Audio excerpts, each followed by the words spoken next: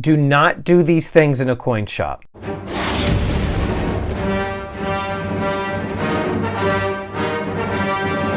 How you doing, everybody? Welcome to Empire Precious Metals. Stormy here. Today I wanted to talk to you about some things that you should not be doing in a coin shop.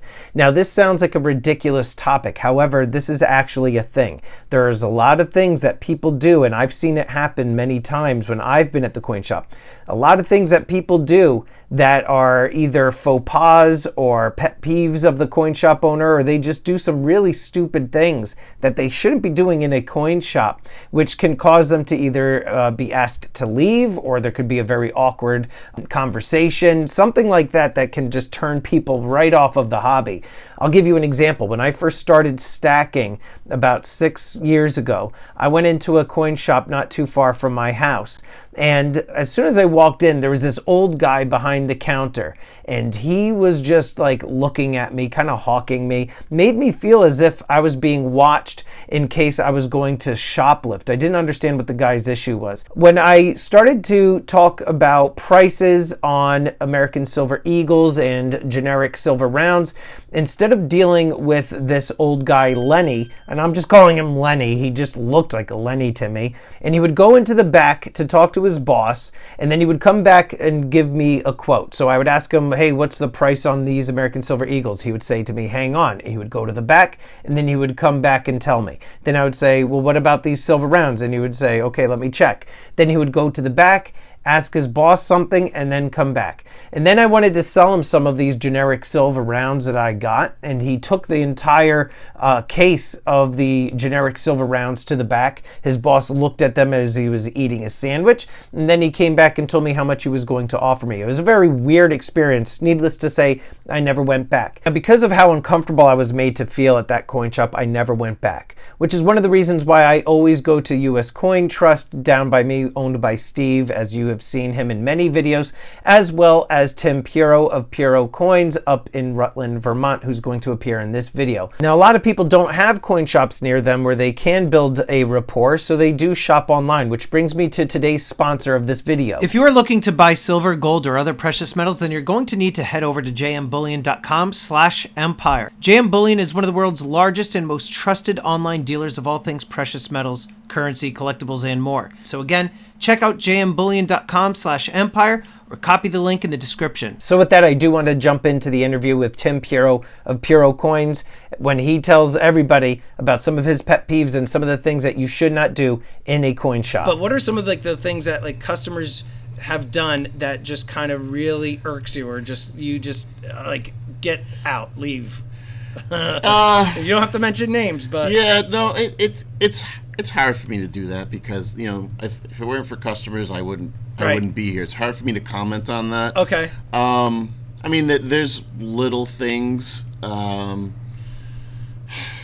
Like how about instead of what have they done or stuff? How about what's something that you think customers should avoid doing when going to a coin shop or dealing with you? I have one idea, but I want to hear yours. So one is for us, time is money. We're not paid $25 an hour. Right. If we're not working, we're not getting paid. Right. So quite often people will come in and we're at our work and want to have extended conversations and things like that, and I just don't have time for it, and I feel bad.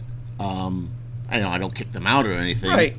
But it's time is money. Yeah. How Um, do you politely say that? Because to me that's such an awkward. It's how the hell do you I do. Do you know what? I don't. I just endure it usually. Yeah. Yeah. So that's actually happened to me. Just digitally, I get tons of emails, tons of Instagram DMs. People I've never even heard of just DM me, and they're talking to me as if I know who they are. Yeah. And they ask me all these questions. Hey, should I buy this, this, this? And I'm like, I get a lot of emails and DMs, and I just don't have the time for that. And so in the nicest way possible, the one thing that I was able to think of was I posted on my website appointments. People can pay me for appointments to whether it's reviewing their stack, whether it's helping them build their YouTube channel, whatever it is. But there's a fee to it. And I say to them, oh, hey, I appreciate you reaching out. if you want, you could go to my website, and if you want to book like an appointment with me, and I can try to help you there. Yeah. To me, then they get it. Then they go over there and like, oh, he wants what? And some people do book my time. I'm like, well, how about that? Okay, then let's talk, But yeah, I just don't have the time either. Yeah. And you don't want to be a jerk, because who knows? Those people can come back and buy from you. Yeah, and I've been told I'm pretty good with the public. I'll talk to anyone. I love when kids come in. I'll give them free coins and things like that. I've seen it. Yeah. I've seen it. You have? Oh, okay. When I was here the first time and I was leaving, you Yeah. had a couple kids here and you were handing them some free stuff. I do it all the time. Another thing I do is when people come in and they take up my time, I don't ask to be paid or anything. No. But if they offer, what I usually do is What is it? The Humane Society. Hey, Yeah. you donate it. Perfect. yeah, why not? And I think we got a pretty good little So- bucket of oh, there you go. for the Humane Society down there. So I'm not going to see you at the local like tap house like emptying out those buckets onto No, someone stole one time. And really? I was so upset, and I posted on Facebook. I was thinking there's probably $300 or $400 in there.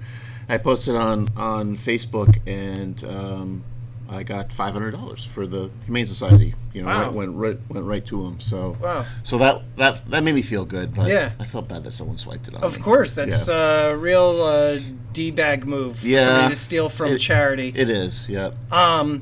Another pet peeve, I'm wondering if you have that, because it happens to me on my auctions every once in a while, and I've kind of embraced it a little bit. But what if somebody comes in here, asks you, hey, Tim, how much for XYZ, or how much for this coin, and you give them a quote, and they're like, hang on, and then they go on to their eBay or whatever, and they just start trying to price comparison shop. Like, does that tick you off, or It you're doesn't. It doesn't tick me off. I try to educate them. Okay. I'll say that you're not looking at sold prices, and you're looking at what people are asking for them. Right. Also, condition Yeah. is so important. Why is this buffalo nickel $100 and you're offering me 35 cents for it? Right. Well, because that one's uncirculated, and that one is the date's almost completely worn off. Right. So It is a good opportunity to educate them as to Yeah. why their ask is not not relevant or Yeah, and sometimes people don't believe me, and they get mad. It's happened a few times Yeah. where people have gotten mad, but I don't know if I've told you this story, but a guy called me on the phone and he said I have a 1877 Indian head cent, Okay. and I said, oh well, that's a great date, very rare date. And he said, online it says it's worth $3,000. I'm like, yeah, it could very well be. And he's like, it's about 4 inches in diameter, and so I'm like, what? He's 4 like, inches. 4 inches in diameter. And I said, well, that's actually not an Indian head cent. It's like a coaster, or I was about to say that. a collectible thing. So it's not going to be worth $3,000. And the guy, I said, I looked it up on the internet. You don't know your business. You should be ashamed of yourself. And hung up on me. And I'm like, well, Yeah, right. All right. Right. All Yep. right. See you later.